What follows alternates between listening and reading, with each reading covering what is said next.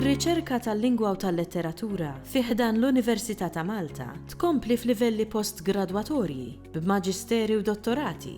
It-tim tagħna ltaqa' mal-lettriċi Justine Somerville sabiex jitkixxef x'opportunitajiet hawn għar-riċerkaturi li jkomplu jistudjaw il-Malti ġala darba jkunu kisbu l-baċċellerat.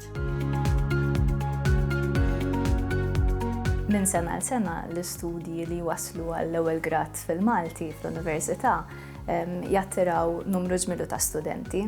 F'dawn l-aħħar snin l-istudji postgradwatorji wkoll qed jiġbdu lejhom numru ta' studenti. Fil-fatt bħalissa għandna numru sabiħ ta' studenti li qed jagħmlu l-masters jew inkella d-dottorat fil-letteratura jew inkella fil-lingwa Maltija.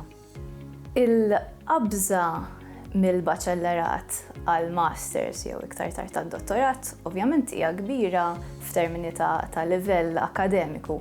Imma ħafna studenti jikkummentaw fuq il-fatt li qegħdin jistudjaw ma' sħabhom u f'daqqa waħda jsibu ruħhom wieħedhom.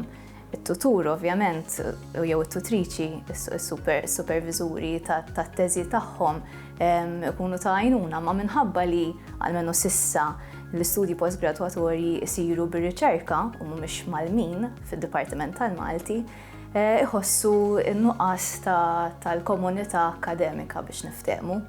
U kien minħabba fekk li nibgħet fost l-oħrajn li nibgħet il-ħsieb ta' din l-inizjattiva li jisimha Appuntamenti mar-Riċerka. L-Appuntamenti mar-Riċerka huma sensiela ta' seminars illi għalihom jattendu letturi li huma wkoll superviżuri tat-teżijiet, jattendu studenti illi waslu f'fażi differenti tal-istudju postgradwatorju tagħhom, jista' jkunu għadhom fi-stadju bikri, forsi għadhom qegħdin jikbu l-proposta jew inkella għadhom qed jaħsbu f'suġġett saħansitra, jista' jkun li waslu fi stadju avvanzat jew inkella waslu biex itemmu l-istudju tagħhom. U jiltaqgħu f'daw is-seminars semi-strutturati biex ngħidu hekk. U f'dawn is-seminars nagħmlu numru ta' affarijiet li jvarjaw minn seminar għal ieħor. Fost l-oħrajn ġieli niddiskutu xi artiklu akademiku li jinteressa lil ħafna minna, niddiskutu is-sem tagħna f'konferenzi internazzjonali, boros ta' studju, niddiskutu aspetti aktar prattiċi bħalma huma l-għodot elettroniċi ta' riċerka, ta' referenzjar. Ħafna drabi l-istudenti tal-letteratura jiltaqgħu f'seminars għalihom filwaqt li l-istudenti tal-lingwa jiltaqgħu f'seminars għalihom. Imma mbagħad ikun hemm drabi fejn nagħmlu seminars konġunti u li fihom niddiskutu affarijiet li jolqtu l-tnejn li aħna. Imma anki studenti li jattendu għat-tnejn li huma minħabba li l-istudju tal-letteratura u l-lingwa xi kultant jikkonverġu kif tista' tistenna. Imbagħad fl-aħħar tas-sena akademika, ħafna drabi f'Ġunju, ikollna dil konferenza annwali nsejħula u fiha niltaqgħu l-istudenti kollha li qegħdin jattendu għal dawn is-seminars u jkollna numru ta' studenti li jippreżentaw ir-riċerka tagħhom li jista' jkun tkun għadha f'fażi pjuttost bikrija ma jista' jkun ukoll illi jkunu għadhom kemm temmew l-istudju tagħhom.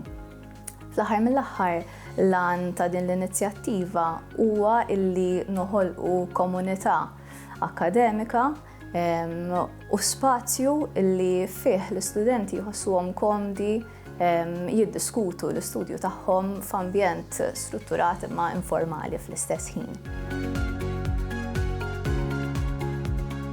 Id-Dipartiment tal-Malti, speċjalment fejn jidħlu l-istudenti tal-masters, ħass il-bżonn illi joffri dan l-ispazju illi intlaqa tajjeb ħafna ikolli ngħid mill-istudenti għaliex jiltaqgħu ma' sħabhom u ħabtu l-idejat ma' xulxin, jirrealizzaw illi l-affarijiet li jinkwetaw lilhom ma jinkwetawx ilhom biss U ħafna drabi meta tirrifletti fuq l-istudju tiegħek ma' nies illi jafu fuq xi qed titkellem għaliex huma familjari mal-qasam tiegħek, ħafna drabi titnebbaħ minn affarijiet illi forsi ma kontx indunajt bihom qabel.